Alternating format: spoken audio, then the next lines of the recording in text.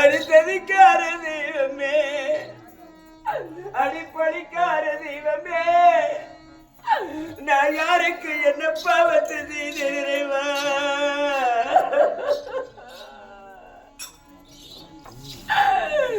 என் தந்தை அந்த ராமலிங்க செட்டியாருக்கும் என் தாயார் விலைக்கு வரும்படியாலே அந்த இந்திராணி அம்மையாருக்கும் ஒரே ஒரு மகளாக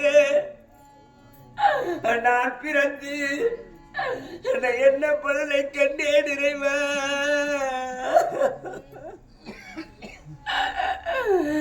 எங்கள் அண்ணன் பருவமடைந்த பிறகு என்ன ஒரு நாட்டு மன்னனுக்கு மாலை தெரித்து நான் பெருமையுடன் வாழ்ந்து என் கோரத்தை பாருங்கள் அம்மா, என் கோரத்தை பாருங்கள். ஐயோ 12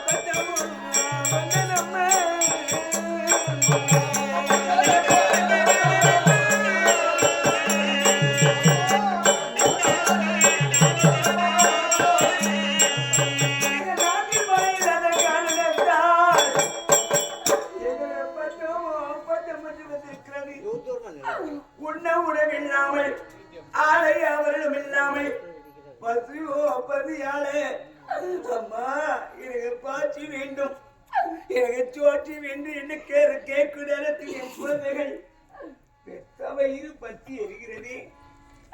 நான் என்ன செய்வேன்? ஒரு பாருங்கள் அம்மா, பாருங்கள், நான் தந்தை இல்லாத பாவி.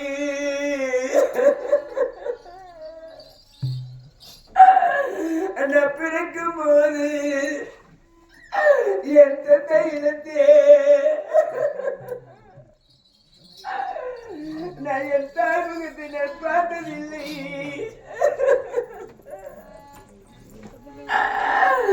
இந்த தாயில்லா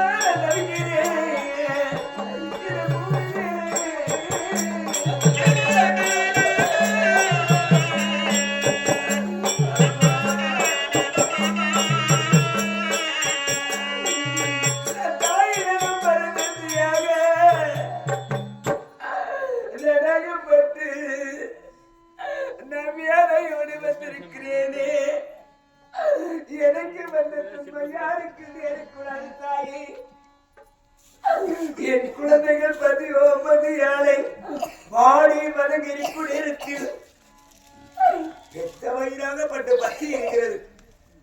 எல்லாம் நினைக்கலாம், எவ்வளவோ அவர்கள் அண்ணன் நல்ல மகாராஜன் சீதருத்துடன் அங்க ஒட்டகத்து மீதும் மாலை மீதும் சேலை மீதும் கொடுத்தாரே, இவள் என்ன செய்வா அப்படின்னு எல்லாரும் கேட்பார்கள்.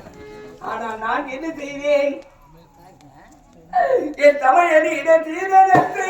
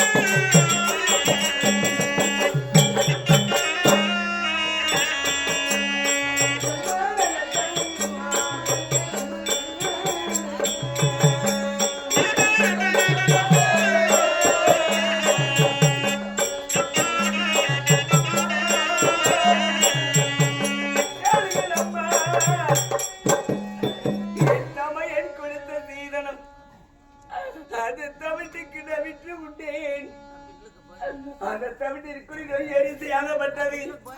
அது ஒவ்வொன்றாக பொறுக்கி கத்தி காய்ச்சி கொடுத்தேன். அப்பயும் என் தெரிவிக்கிற போதும் இல்லையே. யாரிடத்தில் சொல்வது கடவுளை? அதனால இப்படி எல்லாம் அறிந்து கொண்டிருந்தால் ஆகவே குழந்தை பதில் போற்பதற்கு என் குழந்தைகளை கூட்டிக் கொண்டு நான் இங்கே புறப்படுகிறேன். கண்ணீ குழந்தைகள் தந்து செய்கிறான். உன் தந்தைய பார்க்க வேண்டி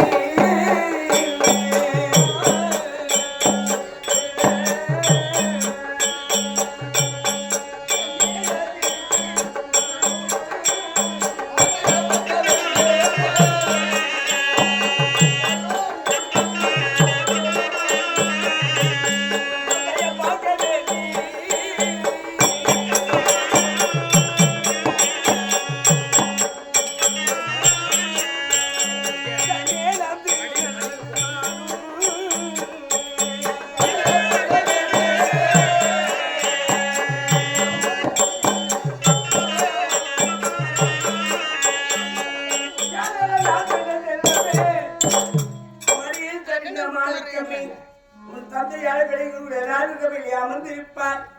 அந்த ராஜவை இருந்ததையானால் உன் தந்தையார் இடத்தில் விடை பெற்று நம் தாய் வீட்டு பொறுப்பெல்லாம் பாட்டி வீட்டுக்கு வா வா.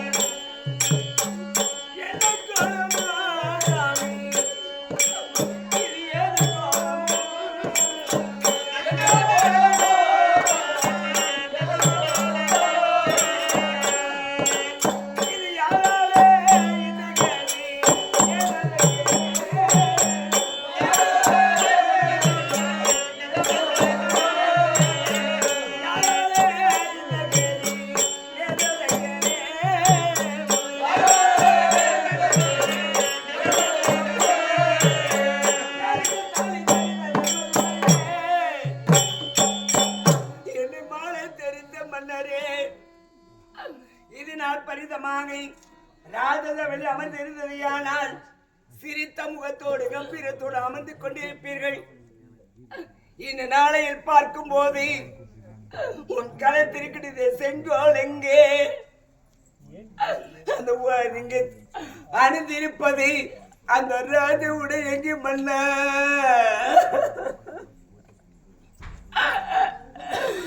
உங்கள் திறமை இருக்கிறது முடி எங்கே? நான் ஏதாவது சொல்லிவிட்டேனா? அதை காட்டி நம் குழந்தைகள் ஏதாவது சொல்லிவிட்டீர்களா? நான் என்ன தவறு செஞ்ச சாமி? கண்களில் நீரை தார் தாராக வடித்துக் கொண்டிருக்கின்றீர்கள். யாரால உங்களுக்கு இந்த கதி வந்திருக்கிறது? சொல்லுங்களே என் மன்னா.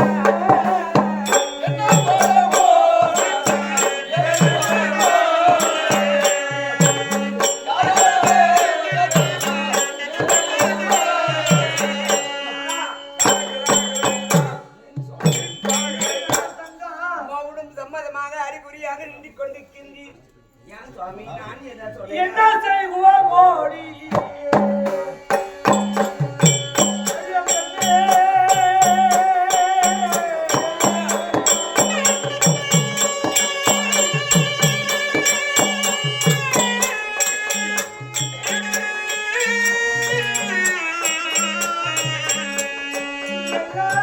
தலைவியோடி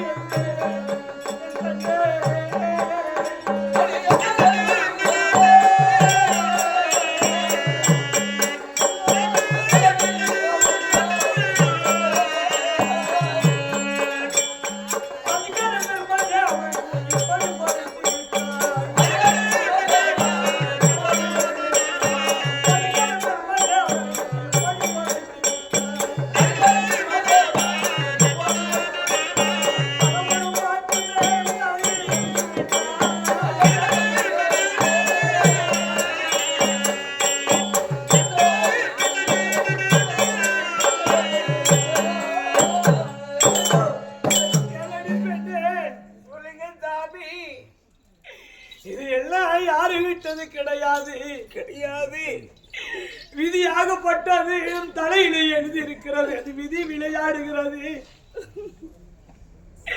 நான் அணிந்திருந்த ஆடையெல்லாம் குடிமக்களுக்கு நான் கொடுத்து விட்டேன். மக்கள் எல்லாம், நாட்டு மக்கள் எல்லாம் பஞ்சத்தை பார்த்து, ஐயா ராஜகோவை நான் நாட்டு விட்டு புறப்படுகிறோம். மக்கள் பஞ்சத்தை போக விட்டால் மன்னனுக்கு மரியாதை இருக்காது. இல்லை, அப்படி மன்னன் பஞ்சத்தை மக்கள் போக விட்டால் மக்களுக்கு மரியாதை இருக்காது. மக்கள் நாட்டிலே செம்மையாக இருக்க வேண்டும். மக்களுக்கு நான் அணிந்திருக்க ஆடையெல்லாம் வாரி வாரி கொடுத்து விட்டேன். கொடுத்து விட்டீர்களா? நான் தனியாக ஒரு அடிவெட்டி மரம் போல நான் நிற்க போகன். யாரோ என் மடியிலே நீ விழுந்து, எங்கே மண்ணா மண்ணா ஆடைகள் எங்கே? சிறுசல் இருக்கும் சுலாரத்திர முடி எங்கே? கையில் இருக்கும் செங்கோல் எங்கே? குடிமக்களுக்கு கொடுத்து விட்டேன். அப்படியா சாமி? குடிமக்கள் குறையை தீர்ப்பதற்காக எல்லாம் கொடுத்து விட்டேன் தேவி என்று சொல்லுகின்றீர். பாருங்கள் என் குழந்தைகள் மன்னா, இவர் அல்லே ஒண்ணும்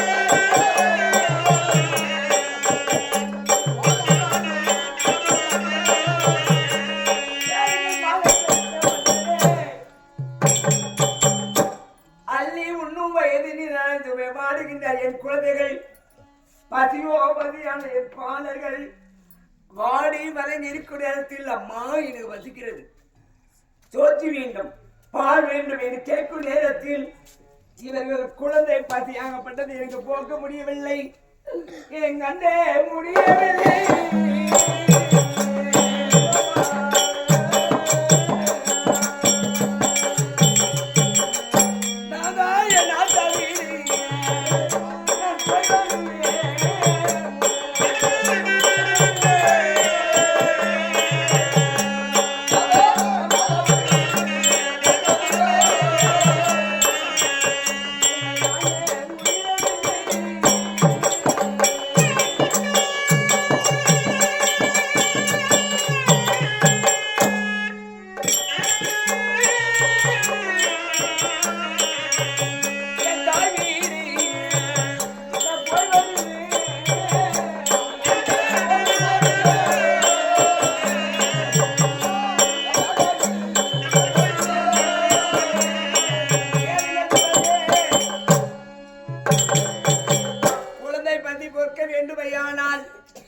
எனக்கு வேறு வழி தெரியவில்லை.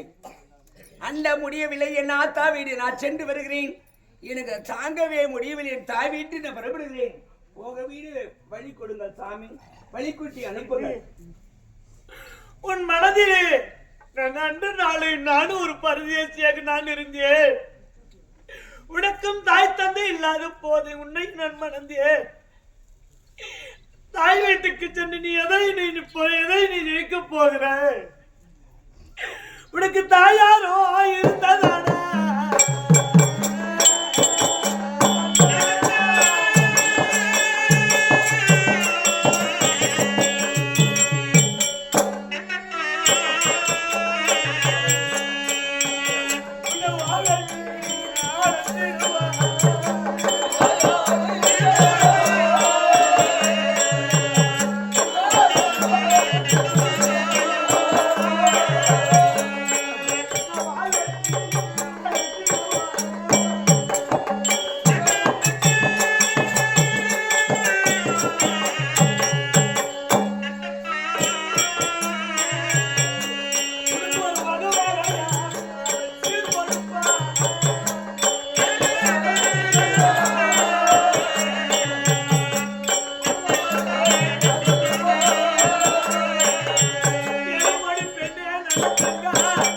சாமி, ஒரு தாய் இருந்தால் பெண்ணுடைய மகிமை தெரியும். நான் என் பேரிடத்திலே நான் பார்த்தேனே,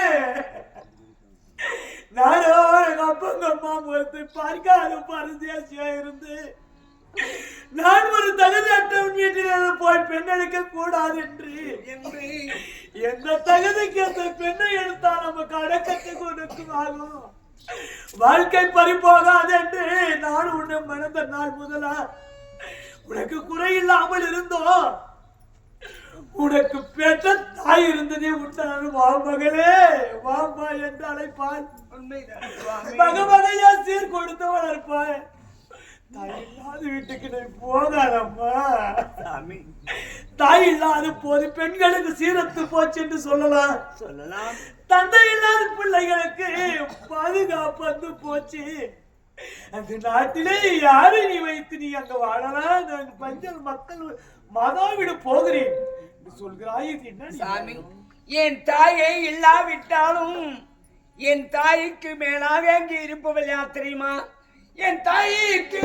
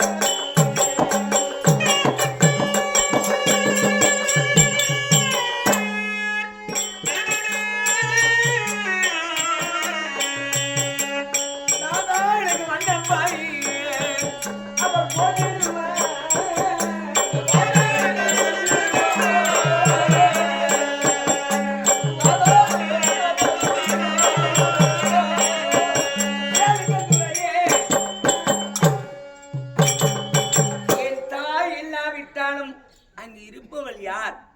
என் தாய்க்கு மேலாக எங்கள் அண்ணி அலங்காரம் அம்மையா நமது நாட்டி வருகிறாள். நமது நாட்டியை 7 குழந்தைகளை கூட்டிக் கொண்டு வருகிறாள் என்று வாசலையில் நின்று 2 கரங்களோடு அங்க ஜலத்தை எடுத்துக்கொண்டு வாம்மா எப்ப வந்து அப்படி என்று வரவேற்பு கொடுத்து எனக்கு வண்ணப்பாய் போட்டு விடுவாள் எங்கள் அண்ணி அலங்காரம். கெட்ட பின்ன வந்த புத்தி, பட்ட பின்ன வந்த ஞானம், பட்ட பிறகுதான் தெரியும். கூட பேரந்தமானோ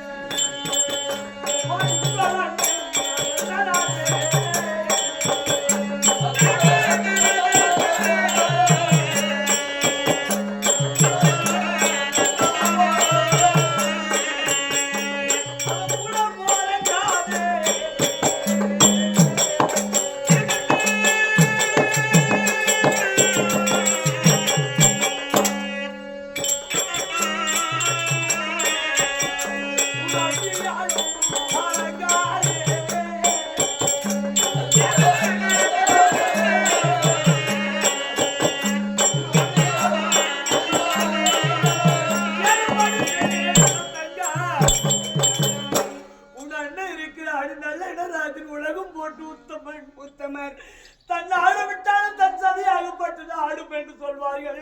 என் தங்கச்சி வந்து விட்டாலே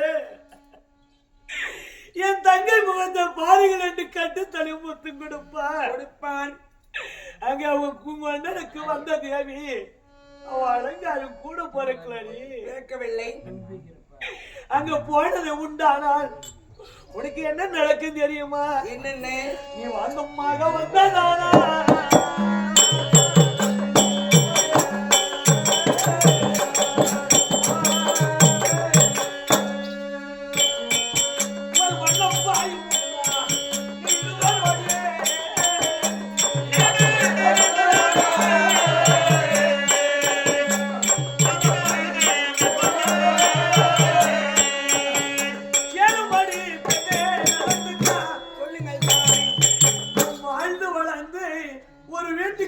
விருந்தாளியாக சென்றார். மாமா இங்க அமருங்க, உங்களுக்கு ஒண்ணும் உபசரித்து போஜனம் கொடுத்து வண்ணம்மா நம்ம முகத்தோடு சிரித்த முகத்தோடு பேசுவாங்க. நம்ம எந்த நிலையில் இருக்கிறோம்? எந்த நிலைமை சுவாமி? நாடு வேலையில கேடு வந்து விட்டது. நம்ம கெட்டு போயிருக்கு நேரம். நம்ம கெட்டமாக வந்ததானா?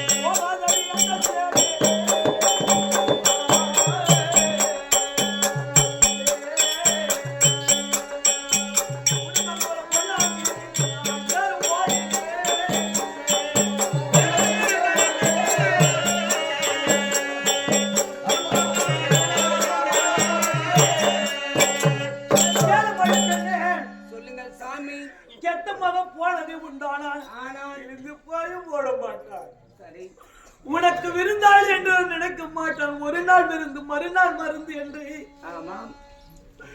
உம்மா இல்லாத இடத்திற்கு அடி எடுத்து வைக்காது. எனக்கு தெரிந்த புத்திகளை சொல்லினேன். அப்படியா சாமி? பெண்ணே மன்னமன்னா, இங்கே சென்று இந்த நாட்டை விட்டு அந்த நாட்டிலே சென்று நீ கோட்டை கட்டி வாழ்வதை விட நம் நாட்டிலே குடிசை கட்டி வாழலாம். அதற்கு பிள்ளைகள் பஞ்சத்தை போக்குவதற்காகவே சில வழிமுறைகள் இருக்கு. என்ன வழிமுறை இருக்கிறது சுவாமி? அந்த வழிமுறையை கடைபிடித்தது உண்டானால் இந்த நாட்டிலே இருந்து இது இன்பங்கள் சில காலம், துன்பங்கள் சில காலம். மேடு இருந்தால் பள்ளம் இருக்கும், பள்ளம் இருந்தால் மேடு இருக்கும். இந்த துன்பத்தை நீக்கி இன்பத்தை காணலாம். சொல்லுங்கள், என்ன வழி இருக்கிறது?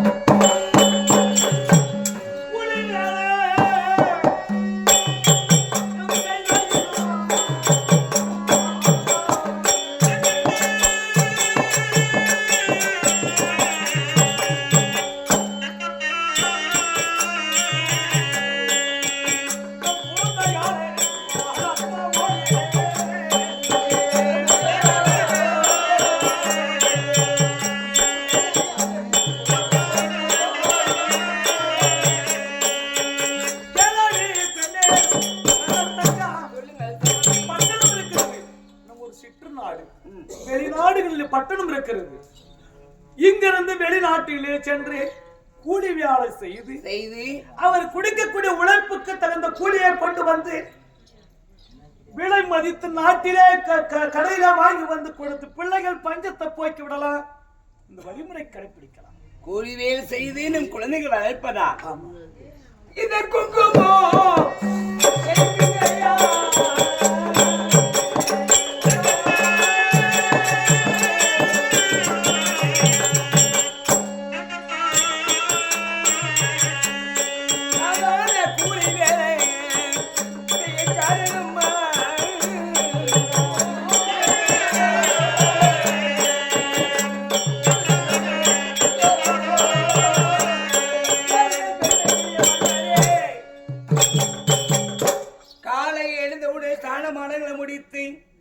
இந்த கரத்தினால் குங்குமம் எடுத்து கரத்தினால் நான் கூலி வேலை செய்வது என் குழந்தைகள் வளர்ப்பதா? எத்தனையோ வேலைக்கார பெண்கள் என்னிடத்தில் பணத்தை வாங்கி அவர் சென்றார். ஆனால் நான் அந்த மாதிரி கிடையாது. எனக்கு என்ன தலையெழுத்திருக்கிறது? மகாராணியாக வாழ்ந்தவள், இளவரசியாக வாழ்ந்தவள். என்னால் முடியாது கூலி செய்வதற்கு. கூலி செய்யும் முறையை தவறி நம் சொந்த உழைப்புகளை வளர்க்கலாம். என்ன வளர்க்கலாம்? வேறு வேற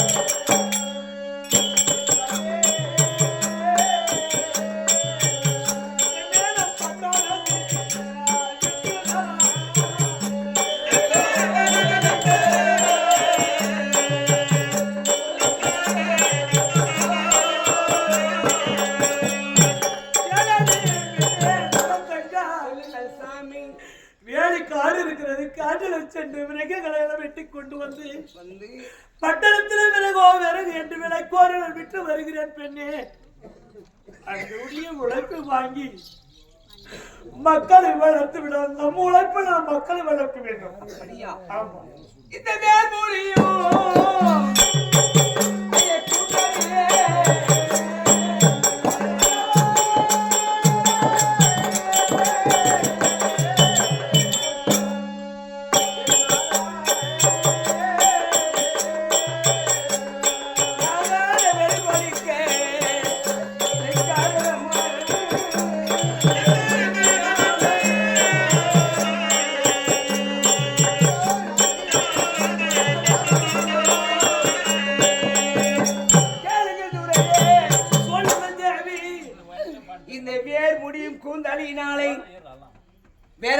விறகு என்று செமையாக கட்டி தலை மீது சுமந்து அப்படி விற்று என் குழந்தைகளை வளர்ப்பதற்கு என்ன சுவாமி எனக்கு தலையெழுத்து? என்னால் முடியாது. அடு வயல் காட்டி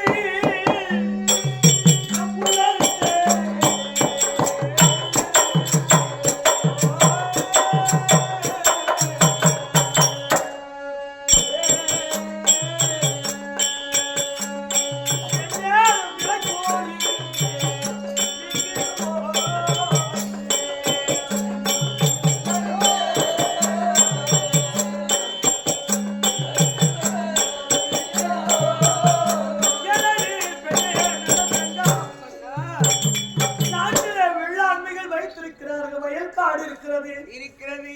இந்த வயல் காட்டில் சென்று மரிசியாக புல் அறுத்து பட்டணத்தில் ஆடு மாடு வைத்திருக்கிறார்கள். அவர்களுக்கு விலை கோரி புல்லை விட்டு அந்த உலகு கொண்டு வந்து மக்களை வளர்க்கலாம். இத பூமுடி பூதாரியே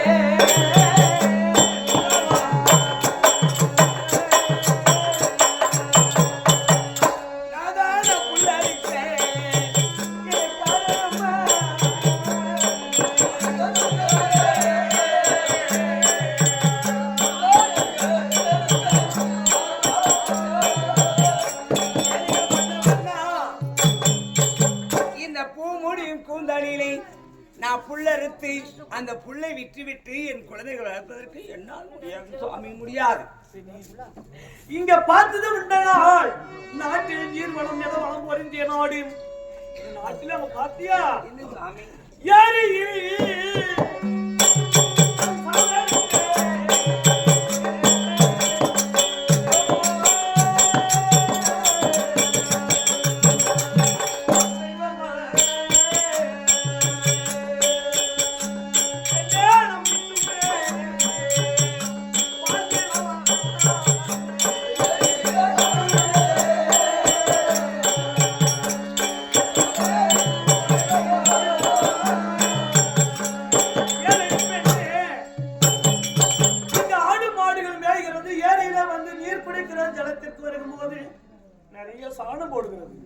அந்த சாணத்தை எடுத்து ரொட்டியாக தட்டி பட்டணத்தில் சென்று விலைக்கோரி வித்து விட்டு மக்கள் பஞ்சத்தின் போக்கி விடுவேன் பெண்ணே. இந்த சந்தன கூட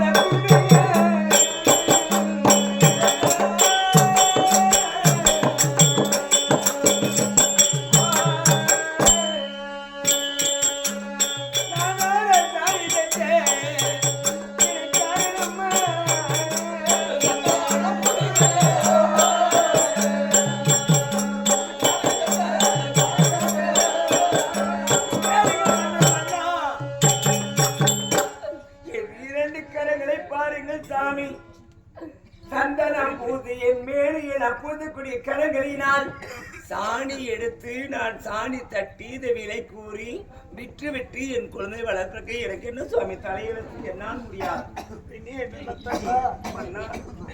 இது நாள் வரையில் உன்னை திருமணம் அடைந்து என் வார்த்தைக்கு பதில் கிடையாது. இல்லை மன்னா, இந்த மன்னா சொல்ல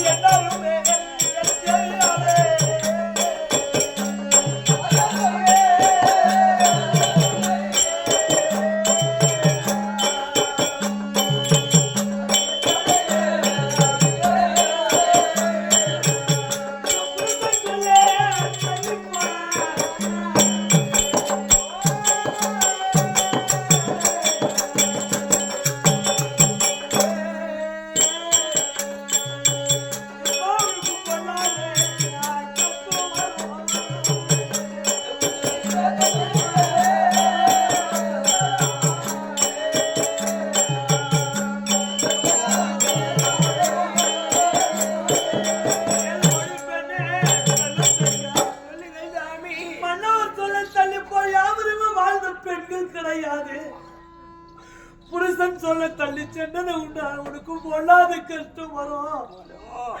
இருவரும் மாறி அணிந்தோம். ஒரு நாளும் மாதாவிட போனது கிடையாது. இல்லை கூற தருத்த நான் நீ கொடி வழியாக நீ போனது கிடையாது. சுவாமி எங்க அப்போடு நீங்க போறேன்னு சொல்றியே, உன் மனமாக வந்து நான் எனக்கு வழிமுறை கிடைக்கவில்லை. போகாது என்று தடுப்பதற்கு வழிமுறை கிடைக்கவில்லை. என் மக்கள் முகத்தை பார்த்தார் குழந்தைகளை பார்க்கும் போது வழி கூட்டி அனுப்பி விடலாம் என்றும் இருக்கிறது. அனுப்புங்கள் சுவாமி. உனக்கு எனக்கும் சொந்தம்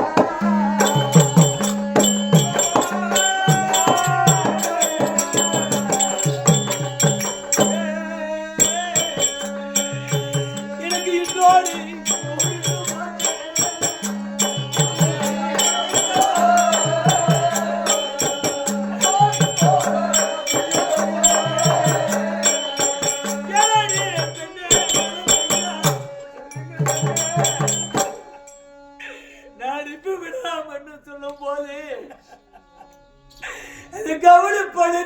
நடக்கிறது.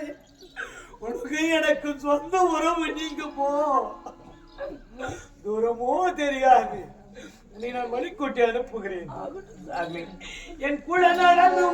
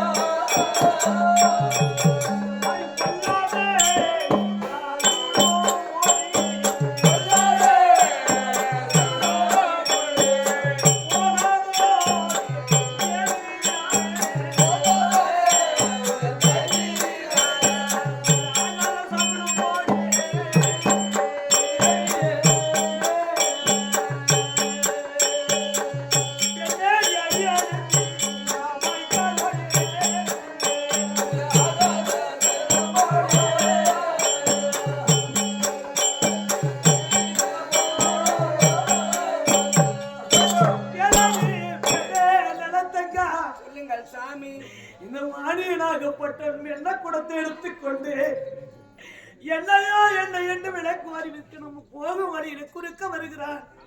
இது ஒரு ஆகாத சகலம் என்று நான் சொல்ல கிடையாது.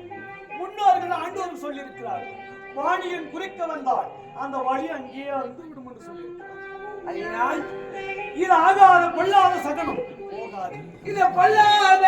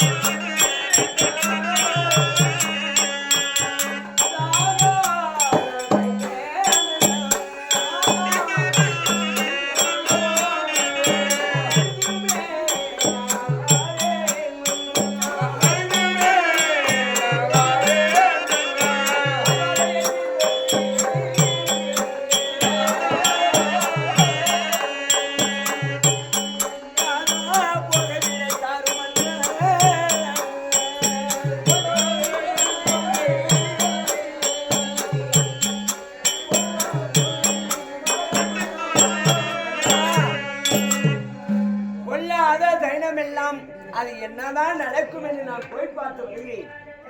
ஆகாத சைனம் எல்லாம் அறிந்துமே வருகிறேன். வழிகூட்டி அளவுங்கள் சாமி. உன்னை நான் எப்போது மாலை முடித்து வந்தேன் தெரியுமா? உனக்கு சேலை கட்டே தெரியாது.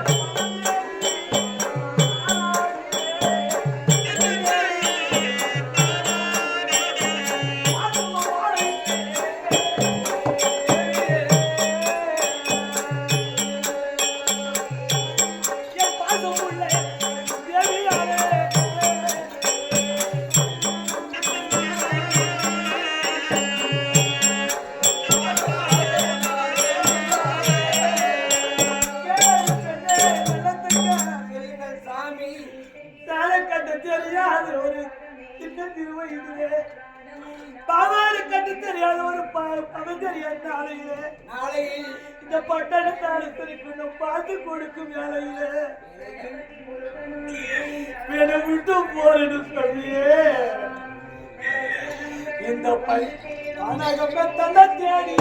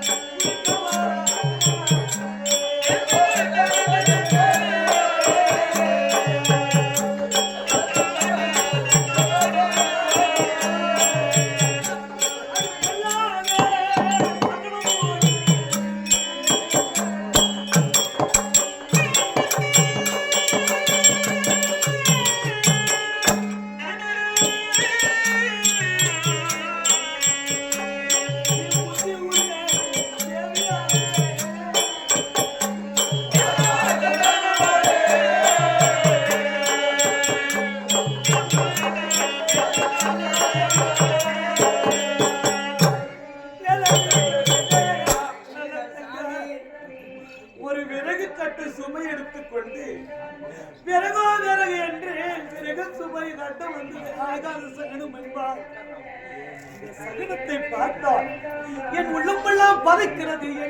என்ன நின்ன கல்யாணமோ இல்லை என் மனைவி தாய் வீட்டுக்கு போவாளோ இல்லை ஏதாவது கஷ்டங்கள் கொடுக்குமோ ஒரு சகனத்தை கொள்ளாத சகனம் ஓடுகிறது. சாமி அவரவர் பிழைப்புக்காக அவரவர் பிழைப்புகிறார். நாம் எப்படி நம் குழந்தைகளை உணவு தேட போகிறோமோ அதை போல அவர்களுக்கு அந்த விறகு விட்டால் தான் தன் மனைவி பிள்ளைகள் சாப்பாடு, இல்லை என்றால் இல்லை. அதை போல நினைத்துக் கொண்டு நல்லதே நினைத்தால் நல்லதே நடக்கும், கெட்டது நினைச்சா கெட்டதான் நடக்கும். சாமி என் கூட